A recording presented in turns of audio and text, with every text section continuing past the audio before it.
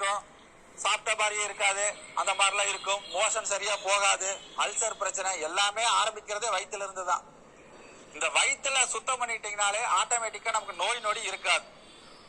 Already உங்களுக்கு சொல்லியிருக்கேன், முருக்கன் விதை மாத்திரை எல்லா நாட்டு மருந்து கடையிலையும் கிடைக்கும். அதை என்ன பண்ண அப்படின்னு கேட்டீங்கன்னா, செவ்வாய்க்கிழமை, வியாழக்கிழமை, ஞாயிற்றுக்கிழமை இந்த 3 நாள்ல ஏதோ ஒரு நாள், மற்ற நாள்ல சாப்பிடலாமான்னு கேட்பாங்க. முதல்ல எடுக்கிறவங்க வந்து இந்த நாள்ல எடுத்துட்டோம்னா அது விசேஷமா இருக்கும், அதுக்காக சொல்றது. செவ்வாய்க்கிழமை, வியாழக்கிழமை, ஞாயிற்றுக்கிழமை பெரும்பாலும் எல்லாத்துக்கும் லீவா இருக்கும், தாராளமா எடுத்துக்கலாம்.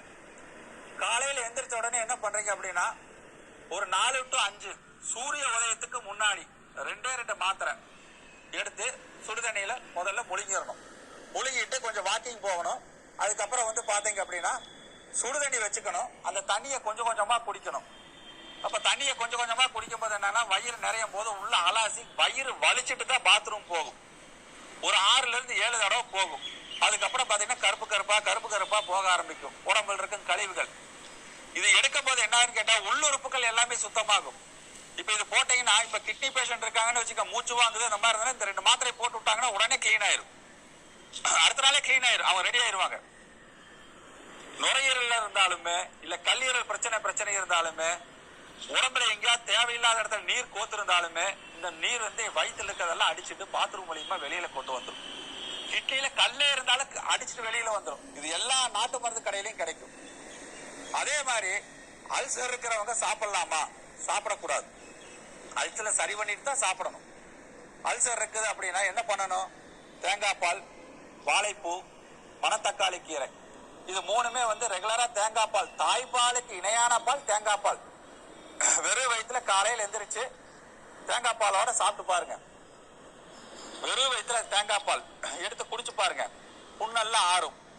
அதே மாதிரி மணத்தக்காளி கீரை நல்லா ஆட்டி சாறு எடுத்து வெறும் வயிற்றுல 3 வேளை குடிங்க.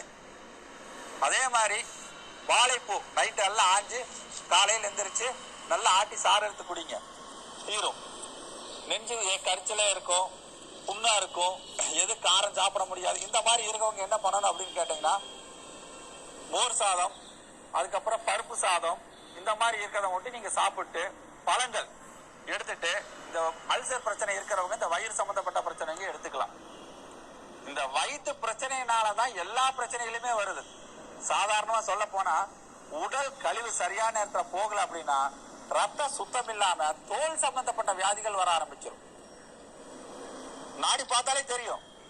அப்ப இந்த மாதிரி இருக்கிற இடத்துல என்ன பண்ணணும்னா, முதல்ல வயிறை சுத்தம் பண்ணணும். வயிறை சுத்தம் பண்ணி இந்த முருக்கன் விதை மாத்திரை இதெல்லாம் எடுத்துட்டு இருந்தாலே போதுமானது. அதே மாதிரி டெய்லி நைட்டு படுக்கும் போது கம்பல்சரி பப்பாளி பழம் ஒரு சின்ன துண்டாவது எடுத்து சாப்பிட்டு படுத்தீங்கன்னா ரொம்ப நல்லா இருக்கும். இது வந்து வயிறு சம்பந்தப்பட்ட பிரச்சனைக்கு உண்டான இது வந்து கம்முனே இருக்கும்.